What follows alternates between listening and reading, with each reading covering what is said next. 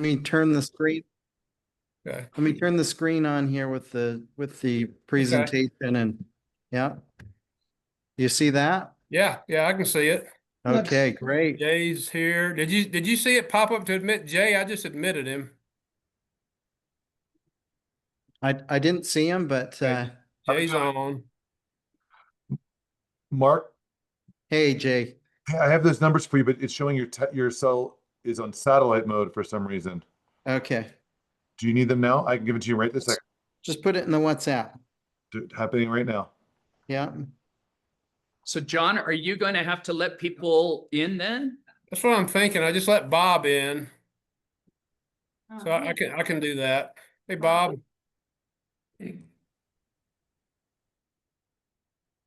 There's Hey Bob. guys, how you doing? Doing good. Good. Just doing some finagling for the internet here, trying to make it work. Okay, well, sorry I can't be with you in person there. Mark, it looks like you made it safe. Safe and sound. John, I wonder if it would make sense to have Connie over there if we've got to manually let people in. Yeah, if you want to send her over, Dave, for a minute. You see her over there? Yeah, if you could go over to the TUID office.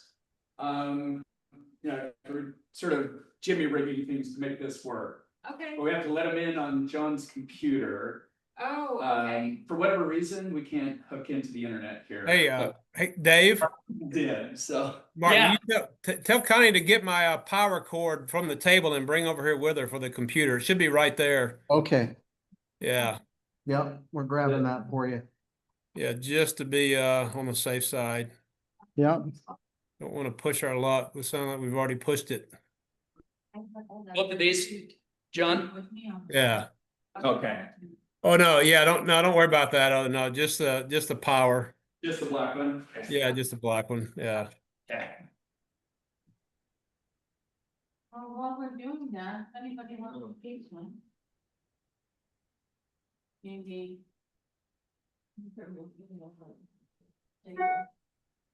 Yep, some quick thinking, guys. Good job. Well, hopefully that'll work. Yeah. Once Connie lets everybody in, we'll give them Here's fine. the common courtesy.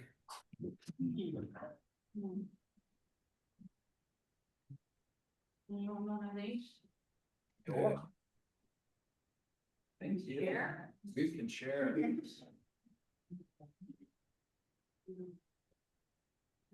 You can, we're probably shifting to the first page, probably swiftly. Good there. Pretty good. Hey, how are you doing? Hey, so good, how are you? Good. See ya. See you too. Yeah, Ross. Hey. They were stuck in the upper. They tried to use that. I did. I can redo it. Oh, good. But that turned out good. Yes, me too. So. Yeah, I'll You're just, gonna let I'll them send in, it. 'cause it's just gonna it's gonna Okay. pop up on this. Yeah, we come back over there. I mean, we give people 15 minutes or so. And after Well, that, look under Kurt, C-U-R-T. just gonna be a pop-up box that pops up. Can you just say okay? Kurt at Oh, here's that Central one. Energy. I've Or already got it look under recorded. if I don't I wanna really may touch. have texted it to you. So you'd look under my number or my. Grab some pizza and there's some drinks in here. Well. Yeah, let's get some pizza. Okay, I'll send it again. Okay, bye. You're not grabbing pizza yet? No, I'm good. I'm good. I think I still remember, yeah. Yeah. The tour last year.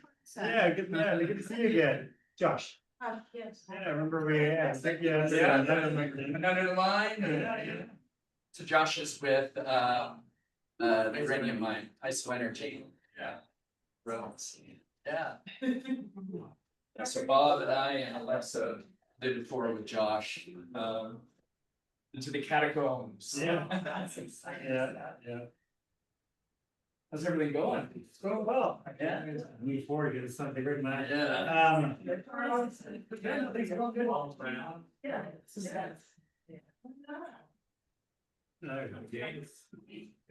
Tony? Yeah. Look at this, all's good.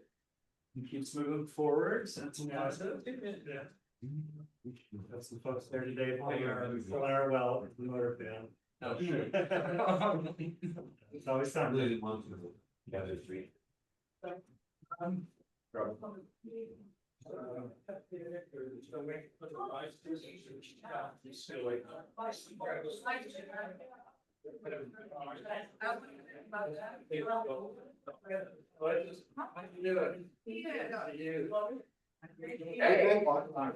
excited. Hey.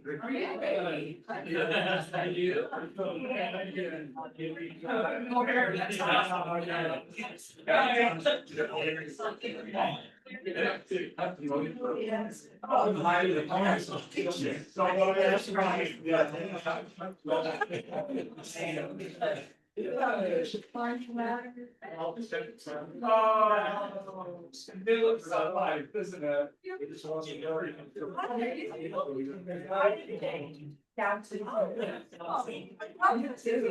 Thank you, what you really there, yeah. No worries, I got it, I got it. So Mary's family was involved in. The mining at the beginning from the 90s. Yeah. 2008.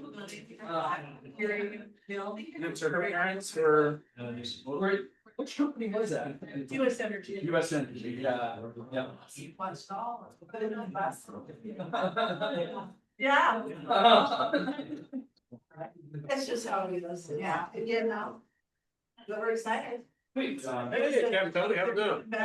Good deal. Glad you made it. How good you? Thanks to that. My grandfather was a geologist. So there's a computer with the microphone. Is that it? You come up here and I can flip the slides for you, or you can do it. Get, Jim, did Tony give those to you guys? Here, Okay. my dad, find everyone up there. How you doing? Good. So. I wish it wasn't, but I am, yeah. I will. Yeah, I heard about that. It's very sad. Shall I just go sit there? Or shall I? If you'd like, I can flip it around, but Yeah, sit over here. You wanna? Come sit. Sit over here.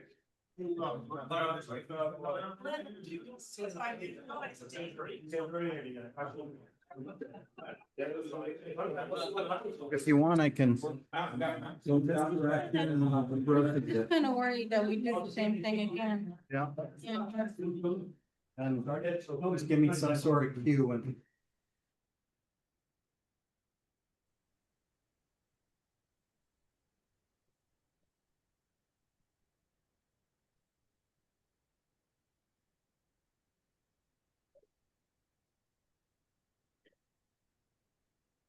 Are things quiet for everyone else today? Quiet? Yeah, I think their internet went out. I Yeah, was wondering why it got so quiet. yeah. I know. I'm not sure if they know. I guess I'll run over there and let them know. I'm in the office letting people in, so let me go Okay. let them know.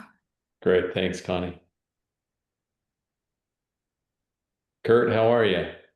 Hey, I'm doing fine, thank you very much. Yep, things are going good. We just are finishing up one of the most cool projects. We've just built a standalone, a one post 35 panel solar array. In other words, it follows the sun. It's one of those that works in that manner. So Wow. it's quite a deal. We have batteries, generator. It looks really cool. We're just about finished. So I'm so excited about it. I can show you some pictures next time I see her because it's probably the biggest one of that type in the state of Utah. So Wow. Yeah, I'd love to see it. You know, we had an experimental device down at Lake Powell a few years ago where it was one of the sunflowers that opened up Oh, yeah, and then it yeah, would follow the sun and then it had wind in addition to the sun. But we told them before they came down, we said there's a tremendous amount of wind down here. And they yeah. listened they didn't control it and it just spun. It I all, can imagine what happened, oh right? my gosh, it was a scary thing. So Yeah, well, this one is, there's not much wind. It's up in the Immigration Canyon at the top of Immigration Canyon. So it's windy, but we've done all of the work for wind and everything you can think of. Because it's way too expensive to lose. And it's gotta work. It's gotta work. Everything's gotta work. yeah, wow, that's great. Well, I don't know, guys. I don't know if we're gonna be soloing it here. Okay, they know it's out and they're working on it, so if they do come back up, I guess they're completely gone now. I'll text John and let him know so he Okay. knows. Connie, how many people are over there? Um, there's probably about 20 people. Oh, wow. Yeah. Whoa, that's big.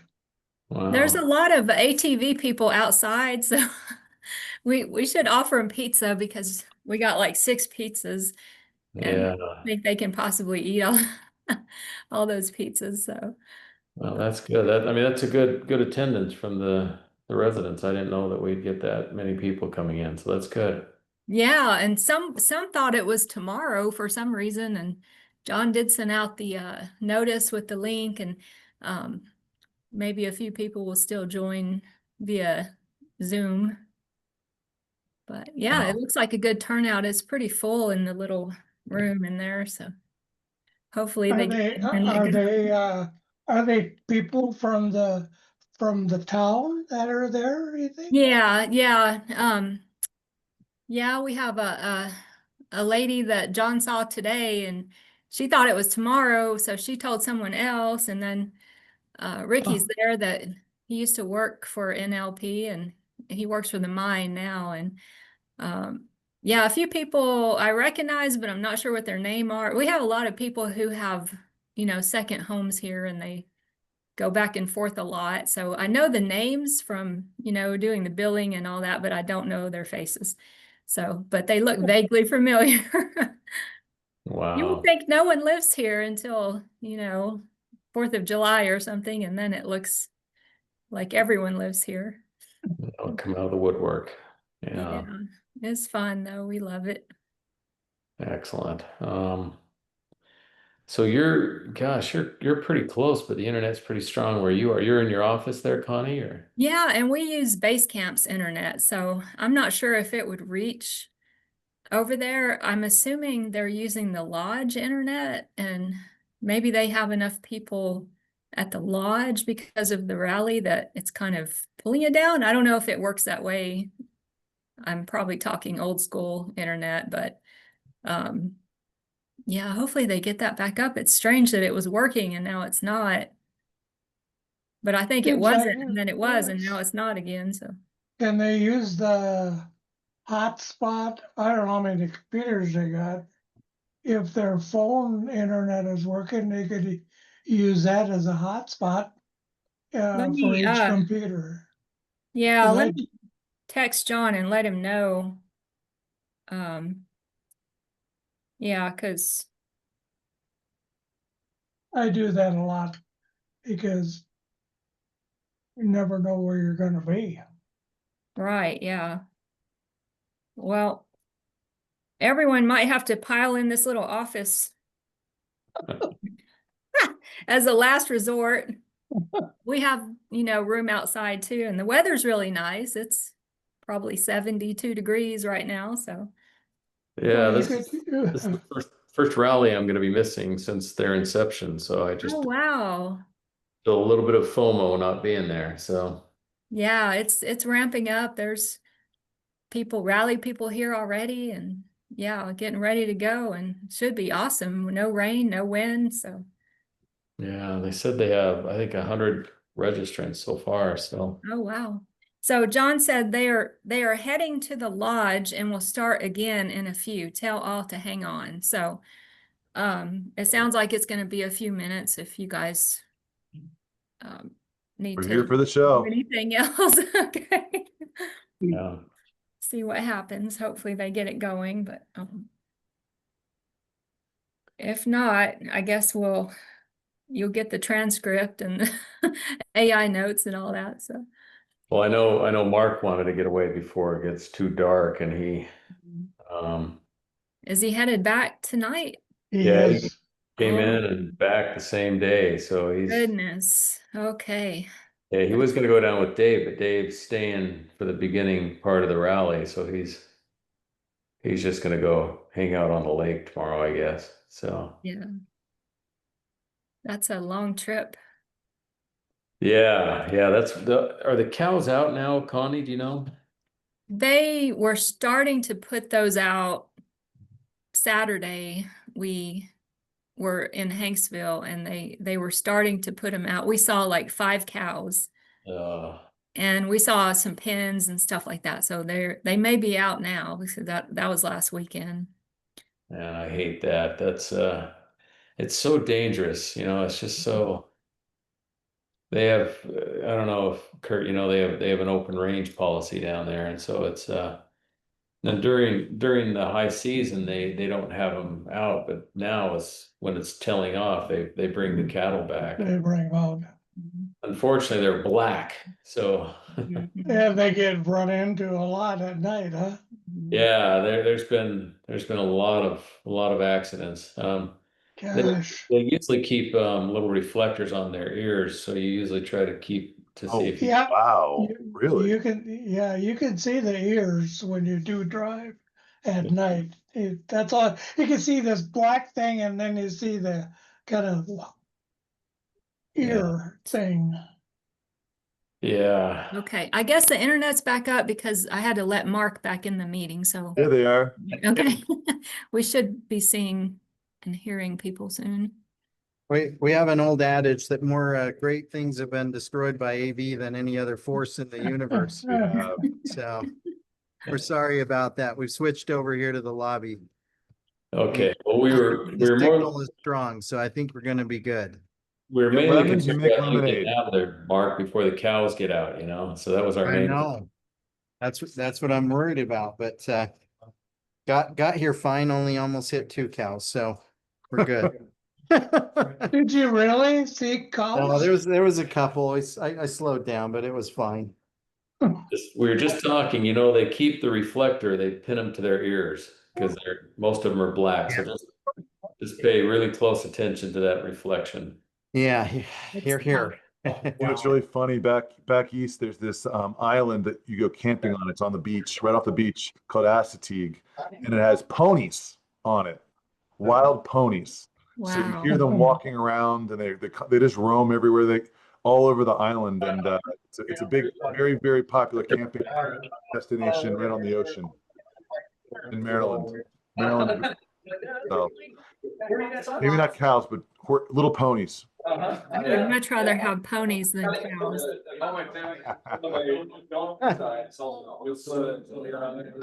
Set up. I think so. I mean, we're finally going here. Okay, let's try it again. Okay, we can just go sit here in our new and improved space. Honest, coffee, I thought for beach down there, it's good fun. Camped out. Definitely not the beach. Can't sit still. Come on in. Save about seat for someone else. Somebody needs to sit on the comfy couch. No, I feel. Big deal if that starts. so it's a little awkward because I either talk to the people on the internet or I talk to people in real life. But They, somebody's, they go that way. There's more people. somebody is gonna look at my back. Can everybody hear me out We can there? hear you fine. We can hear you fine, Alexa. That really Okay. pay closer attention to the group in front of you. We'll listen when we can. So Okay, sounds good. So welcome to the meeting of the Ticaboo Utility Improvement District Board. I'm Alexa. There's Amy Golden, and where's Mike? Right here. There's Mike. Yeah. Three of us, we're on the board. So we have, Mark Polson, he has a, proposal for us for, solar panels and batteries and, under a power purchase agreement, and he'll tell you all about that in a minute. Most of you would know Dave of North Lake Powell, and then the rest of the North Lake Powell crew is online. And in the spirit of full disclosure, some of the plans that North Lake Powell and Mark are going to talk about is going to be on trust lands. And if I'm wearing my other hat for my day job, I manage the trust lands that's all going to happen on. So let's call this meeting to order and adopt the agenda. If any of my fellow board meetings members. A second. Mike makes a motion, Amy seconds, all in favor, say aye or wave. Aye, the agenda is adopted. Mike, did you happen to read the minutes? I did. Were they good? They look good. Okay, I'm fully prepared to take your word for it because I didn't read them. No problem. So, you wanna make a motion to approve the minutes? Make a motion that we approve the minutes as presented. A second. Everybody in favor, say aye. Aye. Aye, okay. So we're still allowed to do electronic meetings. So this is kind of an exception to have an in-person meeting because we have a special project to share with you. But people online can still join us, and so here we are. I could quote you chapter and verse, but that'd be too boring. So the next one is public comment. We entertain public comment on anything you want to talk about for 3 minutes each, 15-minute total. If you have something to say about our solar power plans, I invite you to just join the conversation when we get to that agenda item. So is there anybody who wants to speak on anything that's not related to our solar power plans? Online, anyone? No? Then we move on. So you are going to cover location, you try and cover all that, because last meeting we had for the grant, we talked about the land out there and all that, so you're. Yes, yes. Mark will cover that. As you and- proceed Yeah, through. Thank yeah, you. and if you then still have questions, then at that moment, you're welcome to ask them. Okay, appreciate it. Board reports and business.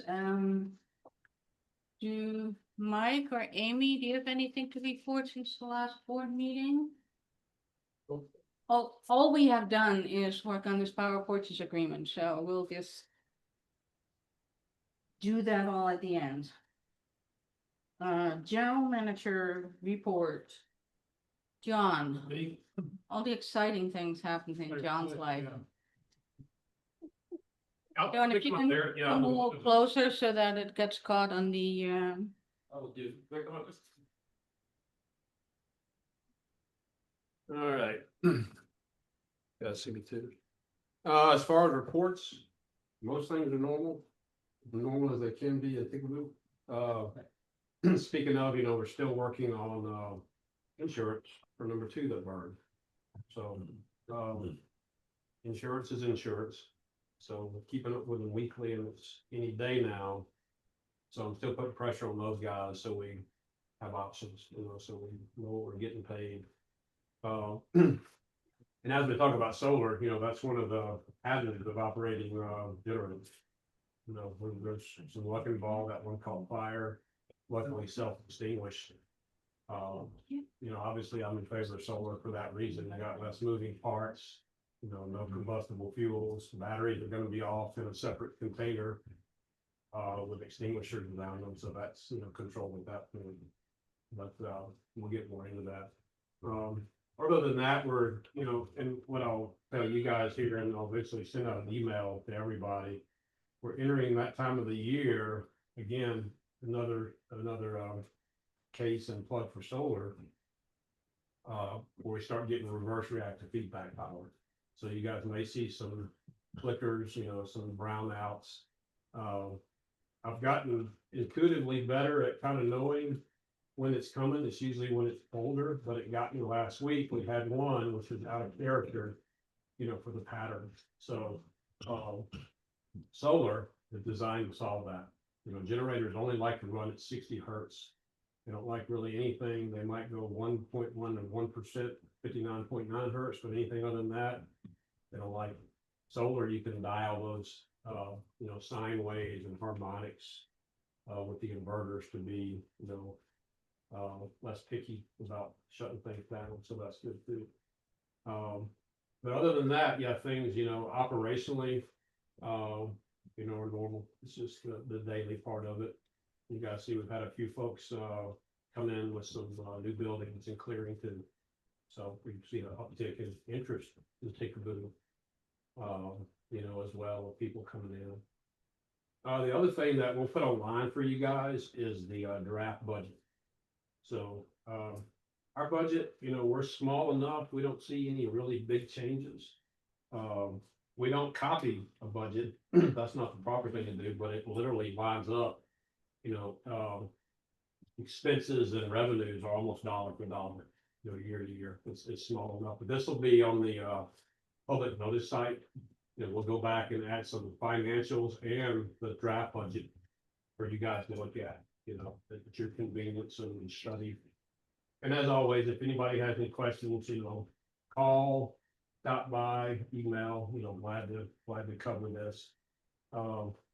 And again, as we talk about this, one thing I'll talk about is kind of just going over the budget.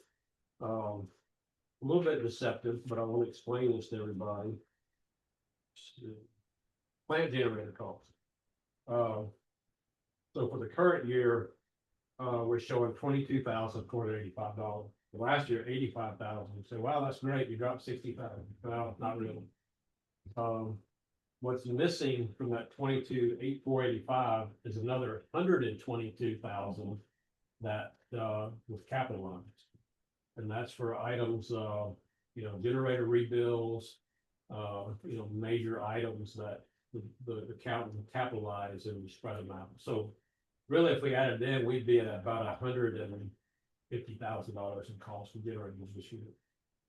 Now with solar, as Mark's going to explain, the goal is to reduce generator runtime 84%. We're only running 16% of the time. Obviously, the plan for that is to reduce all those expenses and headaches by 84% too. You know, which is going to be the operation and maintenance. You know, it's everything from, you know, obviously fuel is a big one.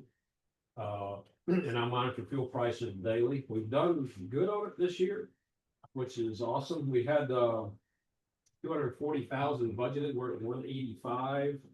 With a little bit of that, it's like we haven't expended that full, probably about I think 175, 170. So kind of padded in on this budget on the current year, but we've done better. However, it was going up. You know, geopolitical out of our control. Last couple of days, sanctions on Russian oil companies. Fuels at cheapest is I think 290 out of Salt Lake. Denver's at 327 for Red Dot. So with you guys as residents, you know, we take over the $3, then we have the fuel surcharge, which went all summer without one. That's when you expect it. And now here we are, things we can't control, you know, that may affect that. So fingers crossed on that. But anyway, if we reduce those costs by 84%, that's huge. And I was telling these guys on the board the other day, tax, it cost them $3,000 just to show up now. Used to be a little bit less. They've gone up. So now those charges have skyrocketed. And that's a tough one, and it's a, not talking bad about them, but sometimes it depends on who you get, you're all the herding cats. And, trying to make sure these guys are helping you and as engaged as you are, nobody cares about your stuff like you do. And what we face here are texts coming out, a lot of them don't want to be here. By the time they get here, they want to go home. Like, well, I need you to do, what I'm paying you for. And just the other day, talked to Cat about some disputes. It took $5,000 for a $50 part called a VSS, vehicle speed sensor. First guy replaced it, wasn't a problem. Second guy came back and found the wire, and my comment was like, look, I pay you guys for results. If you're expensive enough, I'm not paying you guys. I'm not paying for your efforts. I want to pay for what you do. And they're agreeable enough. They knocked $3,000 off that bill, but it was still $2,000 for a $50 part. So with solar too, you get the technology. And what I mean by that is, these generators are 2013. So that's 12 years ago. And think about it in terms of technology and computers, how much that is advanced in those 12 years. And I can look at the generators on my phone, but that's it. I can't do anything with them. And like I was telling these guys, there's a term called SCADA. It's supervisory control and data acquisition. Well, we don't have a C in ours, and I can't control anything. When newer technology, you can turn things on and off. So that's a huge thing too. And also too, typically if something goes wrong with the solar system, with that battery energy system, it's pretty much going to tell you. I don't have to call a cat tech to come out and diagnose it. Or maybe the most recent case, misdiagnose it, another one show up. SCADA is pretty smart these days, and it's going to tell you, hey, this inverter has an issue. So that really, really makes a difference too. But another thing too, I think you guys have heard me say this, is call it situational intelligence. You do something, you learn, you get smart, you pick up intuition and do it daily. The biggest thing I've seen with us in terms of generators is we're never going to get out of the cycle of debt. And what I mean by that, those were purchased for $650,000. My theory is, and I may be wrong, is that there's always been an attempt to get solar, but that was just temporary to do just that, get out of that circle. Well, that hasn't happened yet. So, but what has happened is, I think we paid the generators down about $450,000. Well, guess what? We had that one rebuilt. Had that 150 back to it. Now we're back at 600,000 again. We don't have 3 new generators. We got 2 old generators, and one of them is sent to burn, so we don't have it right now. And we got 1 rebuilt. So see, you're back to square one, but you don't have new generators. And you guys know the quote, Einstein's quote, insanity of doing the same thing over and over and expecting different results. It'll never happen.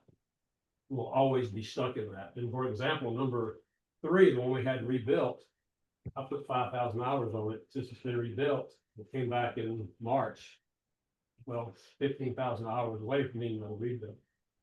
So you never ever, get that life that you pay in solar.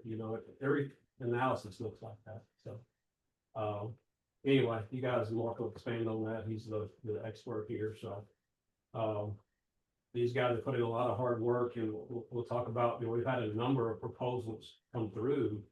They've all felt great initially, the honeymoon. This has been the most solid proposal going forward. That guys that are confident and sincere, and then also, not only want to just put solar here and be absent, they have a bigger picture, which ties them, here as part of an investment to be here and do other things too. So there's a lot of good in this that I haven't seen in any other proposal we've gotten in. It also happens to be the cheapest. So eventually, is that going to mean power goes in half overnight? It will not, but it's going to eventually trickle down and it will be cheap. So that's a beautiful thing too, because right now, they ain't never going to happen on diesel generation. So, but other than that, yeah, I'll let Mark get back to his presentation. And again, this will all be attached to the public site. So you got, again, anytime anybody needs anything, hey, we can answer your questions. If we don't, we'll figure it out pretty quickly. But yeah, I'm glad these guys are here and working with us. And that's it for my report. Hey, Sean, yeah, you guys are well. Yeah. Okay. Altris Energy Solar PPA proposal, me. You've got about 5 slides to kind of go Okay, through the history. Yeah, so, let me recap where we were last year and how we got from there to where we are now. So we had a meeting on August 7, 2024. And so at that time, I addressed the question, why would we switch to renewable solar in this case? And John touched on a lot of this already. It is, as long as diesel prices stay over $1.50 per gallon, which is pretty certain, solar is going to be a lot cheaper. So right now we're at $2.90. I just saw some prices in the $3 up to $3.50 on those big poles on the interstate today. So they are going up. At that time, I thought there were grants available for renewables, and I think we all know what happened. The Trump administration judged them not in line with the current administration's priority. So the grant application page is empty. It has a heading and nothing. There are like 150 grant programs you could apply for before January, and then in February it was empty. So there we are. Fossil fuels will probably be regulated heavily, and we all like clean air, and that is better with solar. So last year I went through a bunch of options, and the first one is just keep running on generators, and I think John made a good point that is completely unsustainable. We're working towards insolvency at an increasing rate, especially this year. It was really scary. We could buy solar panels, but then we'd have to find somebody to lend us money. Well, I'm not even trying that because I don't like banging my head against the wall. The grant option is gone, and so the next possibility is where we are at now, to work on a power purchase agreement with a renewable energy provider. And until Altris came along, we were quoted prices between 33 and 40 cents per kilowatt hour, which is still better than running generators, but only by a tiny little bit.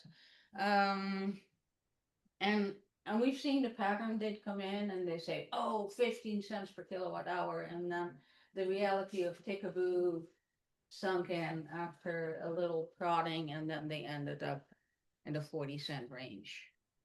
So let's not go over that. John went over that, so we are now on option 4. That is coming out a lot better than we thought a year ago. And it's also our only option, so. Who are we kidding?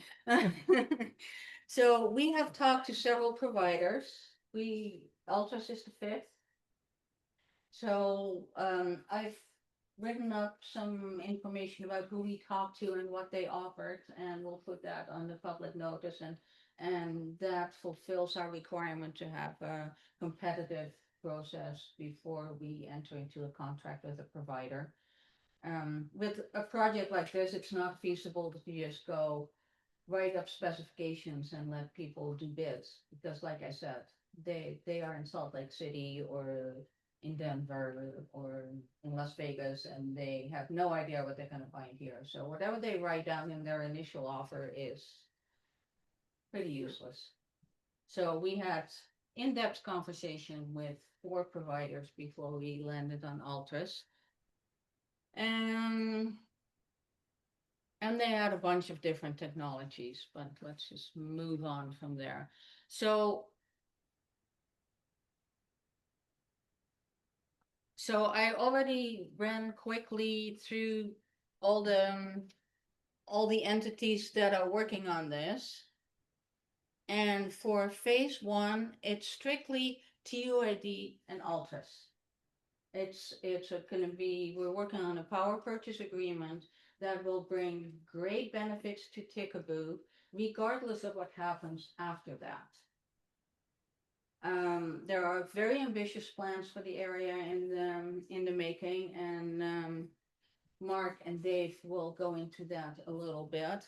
But regardless how those big plans work out, the power purchase agreement is solid. And it's just between Altris and TUID. Phase two is going to be a collaboration of all four parties. It's going to be on trust lands. It's going to be run by North Lake Powell. Altris is providing the energy component, and Ticaboo Utility District is currently the public entity that has the right and obligation to serve the whole area. So, and how exactly that collaboration is gonna happen is not completely clear yet, but if that happens, there's a good chance that energy rates are gonna go even lower than they're gonna go with the power purchase agreement. So we're starting small, we're starting safe, and we have hope for the future. And I think the next phase is you, Mark. Yes, Yeah. Mark? So same things. Let me introduce myself. Mark Polson, CEO, founder of Altris. I'm a Utahn. Been here my whole life. As a teenager, came down to Bullfrog with friends and things. So I have a personal love for this area of Utah. And when we got invited to put a proposal in, we were excited about it because we care about this place. You know, I have friends and family that's coming to North Lake Powell's like their favorite thing. So if I screw it up, they're going to be mad. But no, we're grateful for this opportunity to come and talk with you guys today with our proposal. As kind of mentioned here, really the problem is the cost at really high rates, and kind of as alluded by John and Alexa, you guys are in a situation that's not going to be sustainable in the future. These engines are going to continue to have problems. It's just the nature of diesel engines, and it's highly likely that the price of diesel will continue to fluctuate and over time go up, probably greater than inflation goes up. So as she mentioned, we were competing against 4 other groups, and we probably met over 20 times over the last 6 months. I'll just say this: Alexa's a hard bargainer. She pushes really hard to get the best pricing for you guys. So we think we're really there on that. Our proposed phase one would start in January and be completed by May or June next year. There's a little bit of supply chain labor things that makes that date a little bit flexible here, but our cost here for power, we're coming in at about 17.5 cents. That's obviously got to be blended against the cost of still running the diesel engines because solar can't absorb all the load. So that becomes a blended rate, and then there's loans and other things that have to be covered. We're hoping that that blended cost gets to about half of where you're at. There'll still be potentially more cat visits and $3,000 bills and things, so that's gonna affect the price some, but we see a significant opportunity to lower the cost of what you pay for power, and hopefully that's a welcome thing for y'all. So the location that we really like, that we're planning on moving forward with, if you look here at the kind of existing power plant station, which zones permitted for power plant, there's a bluff up there that has really good access to solar, you know, the sun, the rays there. We would put down the hill some batteries out in containers. We'll ballast those into the ground, so there'll be less impact on the soil and things there, but they'll be held down with weights. And it's about 535 kilowatts of power. So as John mentioned, that will cover about 84% of the power. Obviously, with solar, there's times where the sun is better than other times. A cloud comes by, or you know whatever obstructions happen, a storm or whatever. But the batteries absorb some of that backup, and really a lot of the issues that you guys have with blackouts, brownouts, things like that will start to get absorbed by that battery, and it's going to make for higher quality power for you.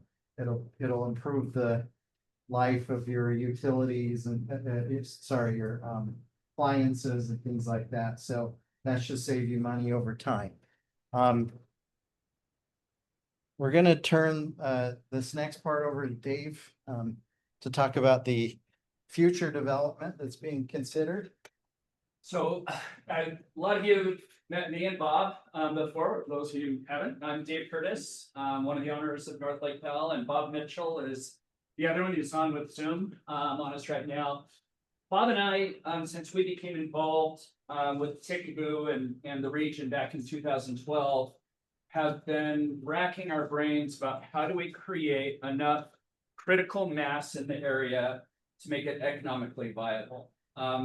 The power production, as all of you guys are painfully aware, has been one of the biggest challenges that we've faced for the area to be able to develop and to be able to get a critical mass where the community can sustain itself. And so we're extremely excited to be able to work in partnership with Altris. And as you'll see, Altris, as they're coming in to make the investment, the first portion of what they're doing is just between TUID and Altris, and it's a standalone deal. Altiris's incentive as they come in is to develop a much larger power footprint so that they can be able to have a critical mass of power production in the area. And so I'm going to go over just really briefly some of the things we've been looking at.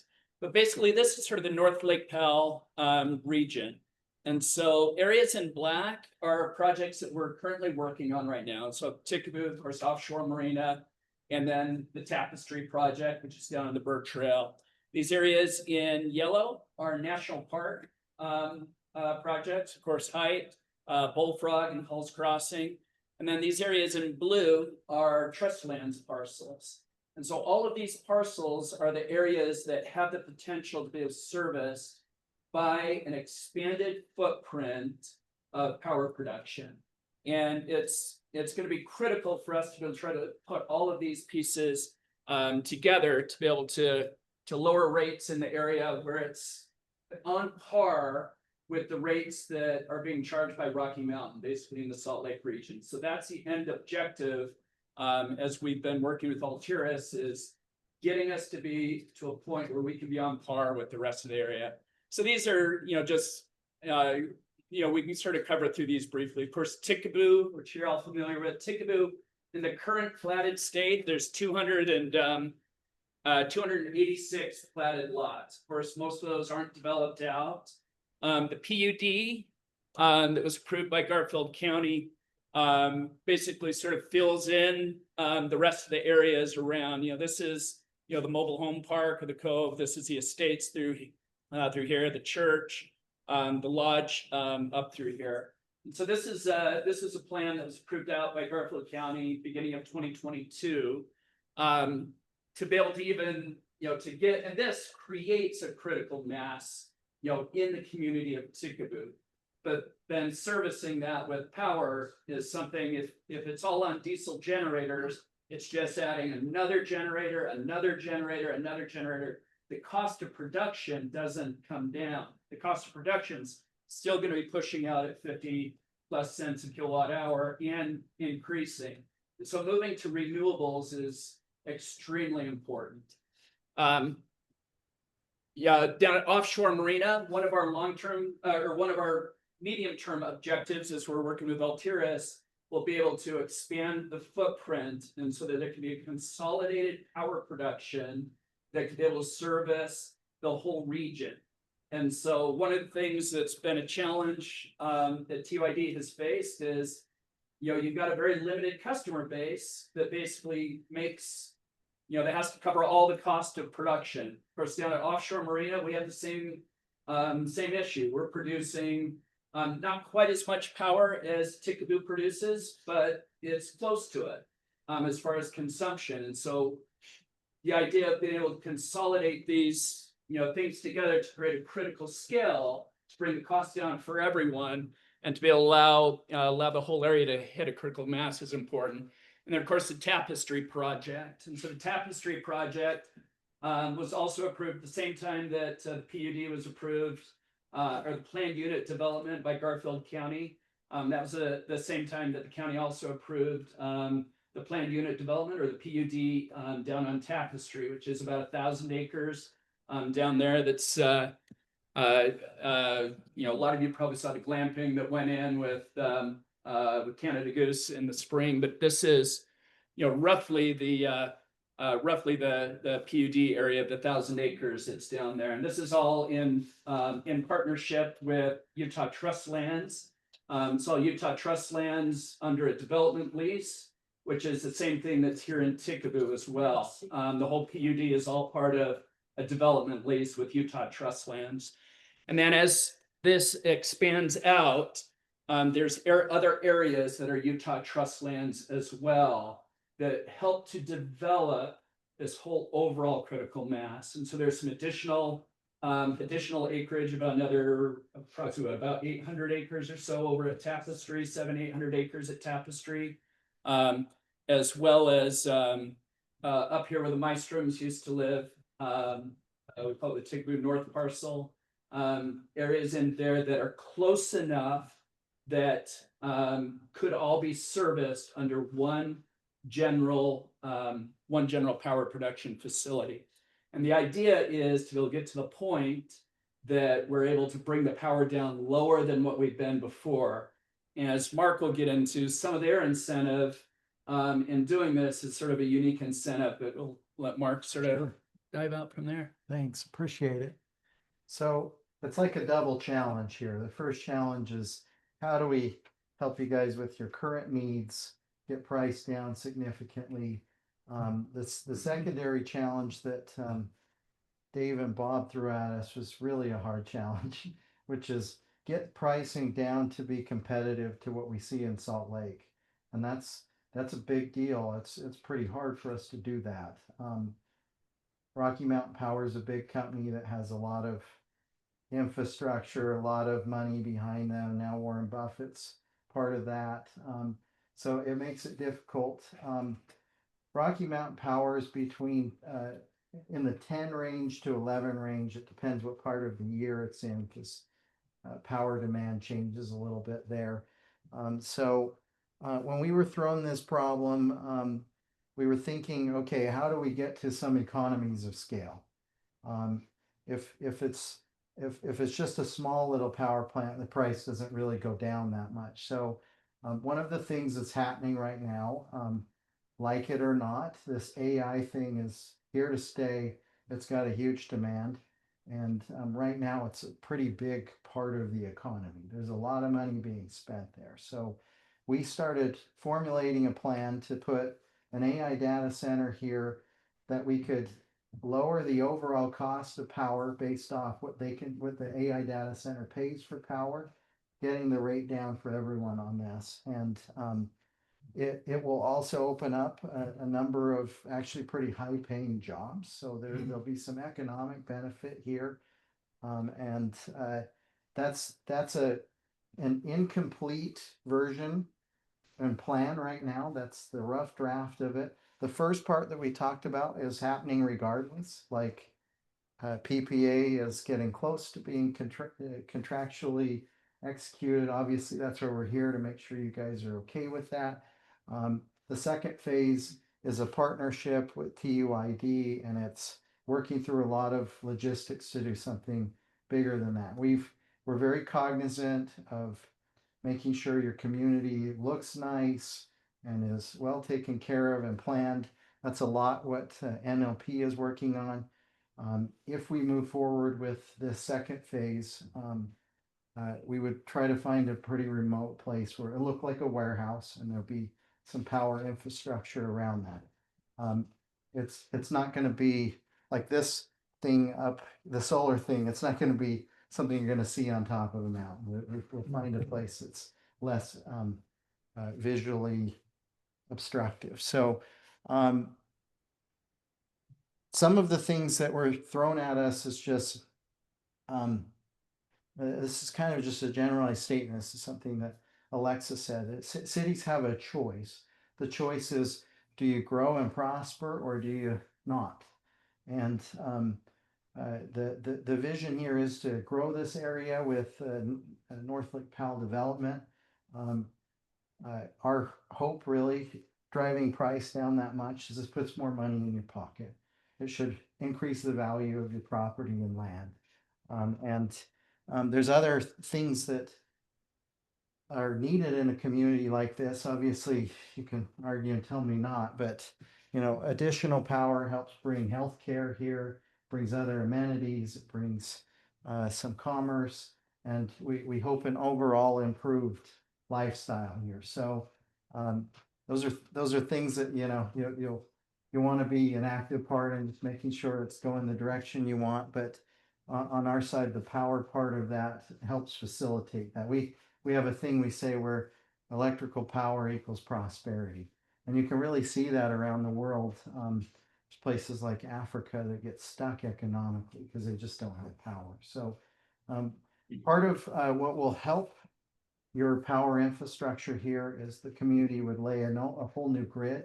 Currently, your lines are old.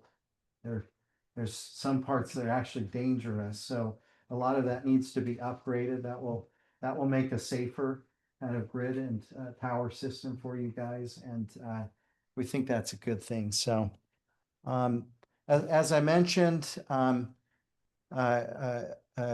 we'd be looking at building a data center and a power plant around that. And then really our focus related to the community power. We're talking pretty significant power, like 5 megawatts. There's some that the mine needs. We're going to help lower the cost for them. We are excited that we've come up with a way that we can get you a really competitive rate. And to be honest, like there's just little incentive for Rocky Mountain Power to come out to this kind of remote area. So we think we're doing something that will hopefully set a precedence for other rural areas in Utah that need better prices. I sit here and kind of look at it like if you have a bigger house or you're doing something with a lot of electricity, your current prices are almost like paying a second mortgage, which that's crazy. So we're hoping to help with that. So this is currently a joint collaboration with TUID, Altris, and NLP. Just really looking to a future of what's possible here, and the thing that we're putting in place. Alexa makes me talk about almost every call we have, but it's a guarantee that we're going to price match to Salt Lake's power. I think if I were in your shoes, and like I am a Utahn, my mother came from a small town. It's sort of just this fear, like, hey, some big bad wolf is coming to town. We see ourselves as the opposite in this situation. A lot of places come in looking at something like this. This is part of what we saw in some of these other proposals. Is they're going, well, we can charge you a higher price because you just don't have a lot of choices. So we've really looked at how do we, cut our margins down? How do we expand enough power demand to drive the price down? And it's been a challenging task for us. And there admittedly are other places I can go make more money, but I do love this area and we're excited about it. And while there's easier things to do, that's not what drives us. We want to do good things for the world. And sort of outside of this, our company's been around for 10 years. I had partners who I worked with to do the Rio Tinto Stadium. We did solar thermal for one of the largest ranches in Utah. We did some work at the University of Utah. We have a track record of being able to do this thing. This is an exciting project for us that means a lot, I think, to me in particular, being a citizen of the state. We're going to set a precedence here for something really good. So we're proud of that. Obviously, you probably have a million questions, so we've got room for that. Tell me what you think and what questions you have. Go I'm ahead. curious, I didn't Mhm. see that J&B was included in the plat for this with Sittler Land, and are they not aware to be here tonight? And So- part of that, because that is part of that, but and then also, the mine, which is now, we've been waiting years to see that come back since 13. Yeah.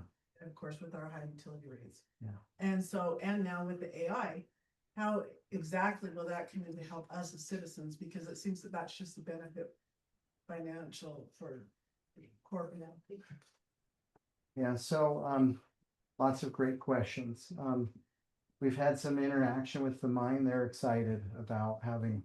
Josh is right here. Yeah. I haven't talked to you directly, Josh, but we'd be offering you guys the same rates. The only contingency we've thrown on that is we need you to help us get connected to the grid. So there'd be a line that you guys would need to lay on that. But I don't know exactly what your rates are, but I imagine they're pretty high. Because you've got probably a similar situation with diesel engines here. So we think that can help you guys out. We'd be excited to see you guys prosper with cheaper power rates. On the AI data center thing, I'm not going to sit here and lie to you and say, hey, there isn't money to be made in that. There's huge demand on that. It's, I wish I could run a charity, but I'm a business. So the AI data center represents an economy of scale that we can get to these lower prices. If I don't have that, then prices are probably 20-25 cents kilowatt. So I think there is benefit to the community in that it opens up jobs that are 90,000 to 150,000, which is a lot higher than average jobs around here. So there'll be some economic benefit there. If you can propose to me some other off taker who can use a lot of power, we're open to that discussion. Well, that's just it, unlike a lot of things, as power demand increases, the price goes down. Exactly. And that's what we Yeah. really need, is we need the demand here. Yeah. And we need the load, and if we got the load, then the price comes in.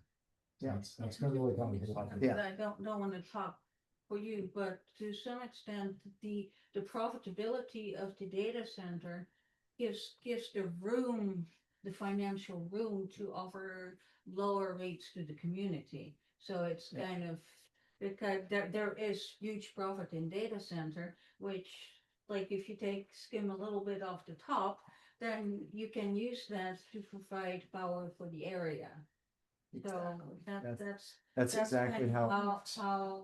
how Trustlands and TUID and North Lake Powell and Altris all together can kind of form this synergy that makes it better. So yes, money is to be made for a data center, but that same profitability works for everyone.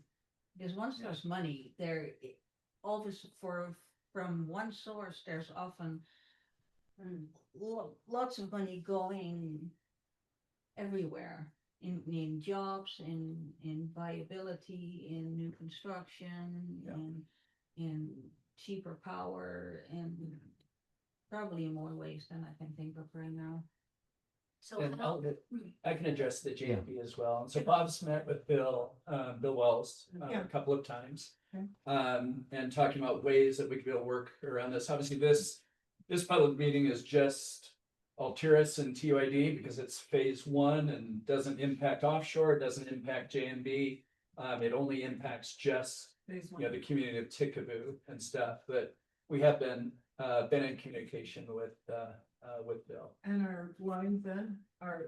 No. Doing that with the phase one, it would be coming into letting them know lines and doing all that at cost. Yeah, phase two, like as Mark talked about, like redoing lines within the community, that would be phase two. So phase one is basically, as I understand it, it's basically the solar, Yep. the battery, and then the generators are the backup, where the solar only is providing 80-something% of the need. The generators still stay there. They're the backup that will then fuel the batteries. But in essence, the community is running off the batteries. The generators become the backup to charge the batteries when the solar can't meet that capacity. That might be the smaller generator. Yeah, well, yeah, either or, even using the bigger if they generators, got to we're giving it cover a true three-phase load. We're storing all that energy. Like right now, we're running, you know, 180 kW Yeah. generator for 90 kW. And it's unbalanced, and that's what causes all of your power fluctuations. But, you know, we really, I think, you know, as TUID as a board, you really want to see this project move into phase two.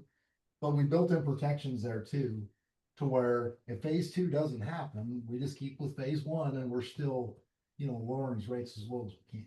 I appreciate Go ahead, go first. You have a question first, Clay. This AI center, Mhm. how far are you with concrete negotiations for that? And when you say you put it in a more remote place, what are you thinking? So, there's quite a bit of planning still to do in it. The outline, I'd say, looks good, and it's, I think, progressing. There's, I'm hoping that within 3 or 4 months, we could have it figured out. It's gonna be a bunch of lawyers and power law, and in some ways, we're setting a precedence that hasn't been done before. So when you do something new, it's harder. So, yeah. By May, June, you'll have that pretty well figured out then. I think we'd be ready to be going on phase two, And probably I'll be- before then even. I end up being more on the probably cautious side on things and stuff. There's a lot of hurdles through. And so we've been talking about, part of that will require Beehive to run a direct fiber line down from Hanksville that connects into the node that's in Hanksville to run the data. And so we've taken basically a lot of the requirements that Mark's had, and then we've coordinated with Beehive on what it would take. So Ticaboo actually has what's called a node, which is what's up on their parcel. But the challenge is from that node, it spreads fiber throughout the community and spreads fiber down to Bullfrog as well. But the limitation is the bandwidth coming in, because that comes in off the Henry Mountains. And so it'll require, and Beehive has already run all the numbers in attempting to get a grant to be able to bring a fiber line between Hanksville and here. They've turned that in under a rural, I forgot what it's called, rural communication grant. But with the current administration, there was quite a bit of emphasis on not necessarily using fiber, because there's also, you know, satellite internet, and so they don't know where that's going to go. But we're working with Beehive on that. If they don't get the grant, then it's looking at you know, the direct costs of that. UDOT has already been, Beehive has already had the conversations years past, like when they ran fiber through the community. Beehive had worked with UDOT already about securing the right of way along the UDOT right of way that will bring the line in and stuff, but it's just, you know, the cost. And so there's a lot of things as far as like getting to the point, you know, actually constructing it, bringing the fiber line down, going through all the county, you know, the county approval process, everything like that. I mean, it's yeah, it can take some time. We're hopeful, but it is complex. Yeah. That's just one of several issues that we're working on. So we're crossing our fingers that we can get through those hurdles so we can even a lower price. So, But again, Yeah. regardless of phase two, phase one, yeah, we'll be there. to look Yeah. at price yeah, And kind of stabilize the area yeah. to, whatever degree we can with the load we had. Good questions. Are there more questions? Sure. You go ahead. Yeah, just, I guess, one comment and then a Sure. question. So on the comment side, speaking, on behalf of the mine, Mhm. one of our future challenges to, get ourselves up and running will be workforce, labor, right? Yeah. And so, based on, what is, available now, most likely, we'll be looking to start up probably with contractor support, and that is mainly because attracting a workforce to reside here in town without typical amenities is challenging, right? And Right. so I see this power initiative as and you already mentioned this, as something that will eventually help drive growth in the community, and it'll bring in more services, and the more that happens, the easier it is for people to want to live here, to bring their families here, healthcare, education, things like that. And that only just makes development of not only our deposit. I mean, there's a, Energy Fuels has another deposit right up the canyon from us. There's a lot of other companies kind of with properties in and around, here. So I mean, I think that ultimately it will all be beneficial down the road, and it will really help that development kick off as well, which just adds another growth, vector for the community. So I think that's positive. Yeah.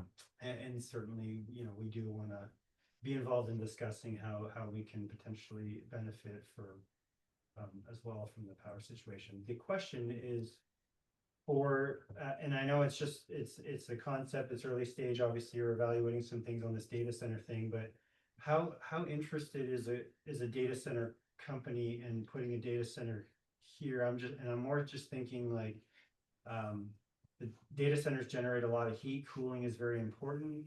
And just this location, is that still something that I would imagine it might cost them more to operate here than maybe somewhere else where there's cooling water source more available, or already cheaper power for AC, or whatever the case may be. So I'm just curious if there is still, potential interest in an arid hot Yeah.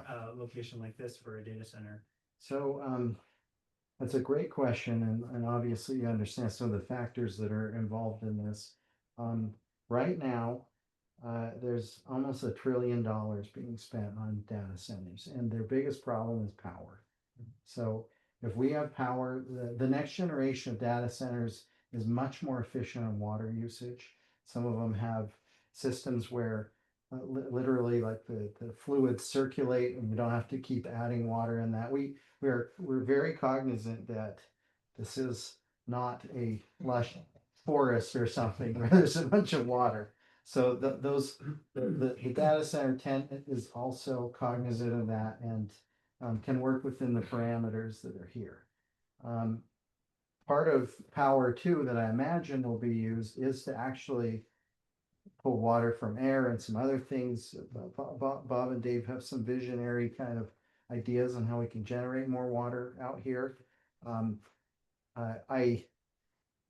your points are valid, but the evolution of this industry, there's like more money being put in this than anything right now in the world. So every single month, new technologies come out, better racks, cooler spaces, better insulation. We've seen even like domes that take all the heat and pull it up to the top. So there's all sorts of innovation to deal with these types of problems. Literally, our discussions with brokers to huge companies and things like that, they're all saying, if you can give me power, we want basically. So it's upside down right now. There's no extra power left, and so any place that has some power, they want. So we're not particularly concerned on that, but it's a lot of good points that you brought up as far as the mine. And this is me sort of diverting outside of this discussion. Part of our technologies is it's a heat agnostic engine, not to get super technical, but we are in discussions with multiple nuclear companies. That's not what we're looking at here, but we think what you're doing is a good thing for the future of power for the grid, and we'd be happy to come have special meetings with you guys and assess your needs and show you our technologies and things, make sure that it works for you guys. So, yeah. Yeah, go ahead. So the funding on phase one, Mhm. I haven't heard nothing Yeah. discussed yet on the purchase of batteries, inverters and Mhm. themselves. Our company has the funding to do that, and we're working on a proof of funds with Alexa on that and finishing up the PPA. So Basically, they'll we're gonna be- install and operate the system. Operate. We just buy the power. But Yeah. So we absorb that cost. That's, I kind of just Yeah. had an inclination of it. Yeah, Had to yeah. get verified. Yeah, it's Sure that. I mean, go ahead. So you're gonna put all this in and create the power, Yeah, and you're gonna put the money up for it. yeah, and I'm hoping that you'll want to buy some cheaper power, because that's how I pay the bank back. So we don't need to get for this stuff. No. Right. No. That's where earlier in the slides. That was the bottom line I've been waiting for. Yeah, sorry, we should have got right to the punchline there. That's the beautiful part. Yeah, no, so it's, in a sense, these types of things finance heat. And, as Alexa mentioned, TUID doesn't have the credit financials to go buy it themselves. You could save a teeny bit more if you did it that way, but it just doesn't have the resources for that. So we're gonna take the risk. We're kind of betting that you guys will want to buy cheaper power and use that, and that over time, demand will increase, all that stuff. So So it will, I think, Yeah. once we get some costs down. yeah, We're already seeing growth. oh yeah, We're already seeing new people moving in. Yeah. I think that's gonna help. yeah. I mean, We're look, hoping to invest now to later recoup and make a big deal. it's a lot like a mortgage. Like, we're paying it off over time. We fix a rate in with some inflation in there, and essentially we're paying the bank some. We make a little bit off top. But all these other phases, you're hoping all this is gonna come in and and help out. I'll be very transparent with you. The solar project, I practically make nothing on. So, I am more incented by phase two. I really hope that I can make that work. So these other phases. And so have you talked to the national park at all? Have you talked to the government Yeah. at all? Yeah. Yeah, we've, So you've already, we've had, Yeah. we've had a couple meetings with, the government? with National Park Service. They're of course very interested in green power. They've gone through several RFPs in the past on doing solar over at Bullfrog and Height and stuff like that.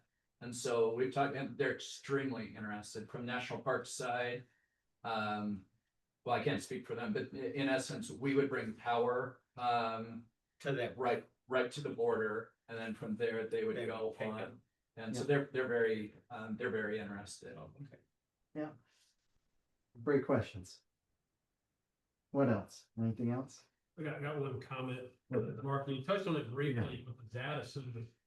But I've been able to walk with Mark and some other guys involved in this, and this is really more about the thing to do. But obviously, we're here, it's a beautiful area. But the organic conversation with Mark and these other guys, without asking the question is, how do we make this fit in with the landscape? So I've been impressed and assured, and excited that, they brought it up on their own, but it's been a big debate. Every conversation, every hand point out toward the horizon is like, I can't do that. I can't mess up that view. So, that's inevitably gonna come up. So, I feel better as a, person that wants to retire here for that too, that you're not sticking, Margaret lives by the equivalent of a data center, so she's probably used to it. With the barn video there. But, it's worth bringing up that, that is literally a big part of every conversation. Hey, how does this fit in? Do we relocate the landfill to use that beautiful area? So I've been really impressed that too. Other thing too, as we talk about items, again, phase two, but for me, one question I did ask is like, I want to retire, but hell, I messed around and got old. Now healthcare is tough. We go to Grand Junction. People are like, how did you enjoy your time? I'm like, oh, I had a hell of a time with the doctor. We don't, it's really less a pleasure, and it's, may not be relevant to age, but as an old guy, I can say that, but that's given me, as we talk about jobs and, things coming in, the ability to get, tooth looked at or a checkup or buy ice cream that, can't bring back to Grand Junction, certainly be improvement in quality of life. So You just don't drive fast. So, yeah, I wanted to bring that up, but that is organic discussion involving these guys. And even, actually, it goes back to phase one too. We're talking about putting the panels, up by the, well thing, but to not have to solar stall. So even those discussions are even in phase one too. You make a really good point, John. One of the ways in which we're kind of naturally aligned to the community is that the assets in a data center, they're expensive. So obscurity is security for data centers. We don't want to just put it right out in the middle and say, come in and steal some servers or whatever. We're looking for a more obscure place. It's safer in that. It's not scarring your views, all of that sort of stuff. So there's some natural alignment that happens just due to what a data center company actually wants. They like it to be invisible, frankly, if that's possible. So. And within phase one thing that Mark hit on at the beginning, phase one is gonna be busy. Yep. It's gonna be up at the top of the mesa where the water tank is. They'll be on ballast. The reason why they're on ballast as opposed to cemented in like the other solar panels that TUID has, is because when phase two does occur, the ballast panels can then be relocated. Because they're not gonna be permanently cemented into the hill. So you get that view back. We think that's the right thing to do. So if this all fails, the worst that we're gonna see is we're back on the generators. No, if this all fails, you're gonna get solar and your price is gonna go down. If phase two fails, phase one gets you a lower cost. Phase one, no matter Yeah. with the, Yeah. with the D. And the way Elements and all the way that. it's structured right now, they're gonna install 530 kW, a 1.7 megawatt battery system. Yeah. We're gonna purchase. So, that power. so we're just worried about phase one. Yep. Once that's done, That- then we all have an agreement. Yeah. of This is what it's gonna cost Uh-huh. and all this other stuff Right. is hopefully. They'll maintain the Yeah. system. The only thing that they won't cover is any increase. So if we start growing, and phase two doesn't go as planned, we'll have to start doing our own increase on the systems. So.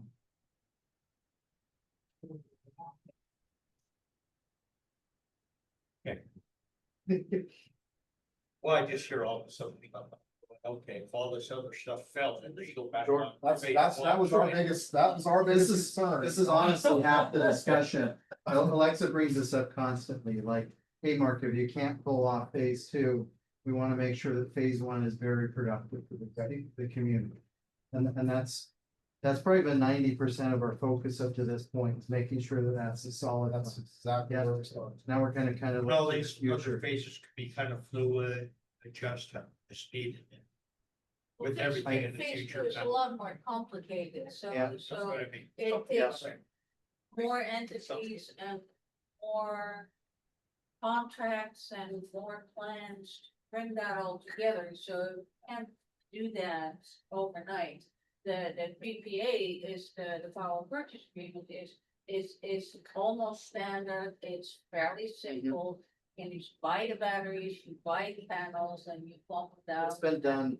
And a million we know times, it's gonna so, work, and we yeah. know what standard contracts look like, so it's a very safe step that already brings a lot of benefits to the community.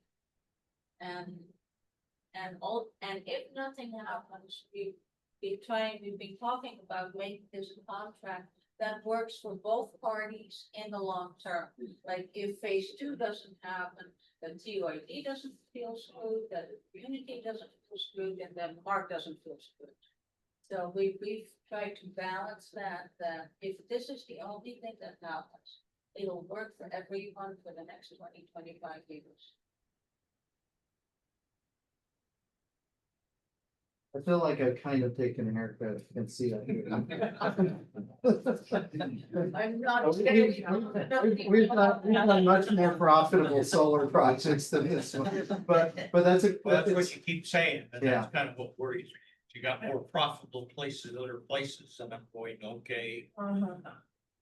You know, you watch you Well, close your doors and It's drive away. it's and say, it's really "See you it's later," really and, incentive for the phase good luck 2, to to be you. honest. Hey, what? It's really incentive for the phase 2.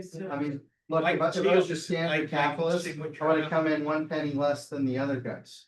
But we're looking kind of for a long run picture here, and we Yeah, I think can this is see the right that. way. to go. I just making sure phase 1 is. Don't worry, if it Work out. doesn't work out, Josh has some deep dark holes where we can. Well, there's deep dark holes in the contract. I'm supposed to perform. Like I commit to a certain amount of power for you guys, so. Okay, I have to no, do- I just had Yeah. to blow how all this is all coming together. We're in full support of their whole dream and Well, of course we project, are. but we're not. I gonna mean, get Rick, further. years ago when we first got here, what was the biggest problem? Power. Power's been the biggest problem ever since this place has Yeah. been built. Yeah. Just, We hope to avert that problem to Nobody's ever been prosperity. able to solve. Yeah, Yep.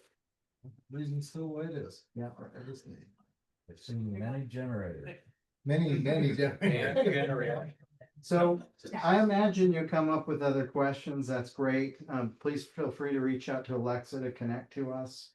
We're excited to answer your questions. If we need to do some sort of follow-up or calls or whatever, happy to do that. If you want us to come back down, we're happy to do that. We'll be down all the time when we start getting the power plant in, so. Yeah, the next step would be, to schedule another meeting. Another public meeting. It's not gonna be, in person, it's gonna be on Zoom. We'll take, by that time, we will have finalized the details in the contract. We will have, digested any comments that anyone, gave tonight and can give anytime by either calling me or John or Mike or Amy, or across John on his way to the power plant one morning. Then we'll make a final decision, and I think that's gonna happen fairly soon. What's the life cycle of batteries in the solar project? So the life cycle on the batteries is about 10 years and need to be replaced. The solar degrades at about 1.5 a year, so we are gonna have to add a little bit as time goes on to keep that rate up. And that's on you. It is. Unless you wanna do it for me. I wouldn't stop you, no. Yeah. Thank you. We really appreciate your time. You seem like a lovely community. We'd like to help, and we really love this area, so we want to see this succeed. So thanks a lot. Thank you. Thank you.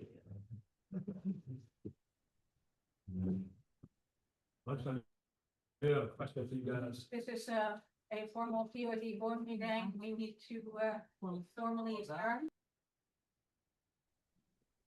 Okay, I guess we're done. I'm gonna let John shut this down, so Okay, well, thanks. And thanks, Bob, and everyone for attending, and you guys bet. have a good night. thank I'm you. gonna go say a prayer for Mark. Yeah, no kidding. Get him Be home. safe. Okay, thanks, guys. See Bye. you. Okay, see ya.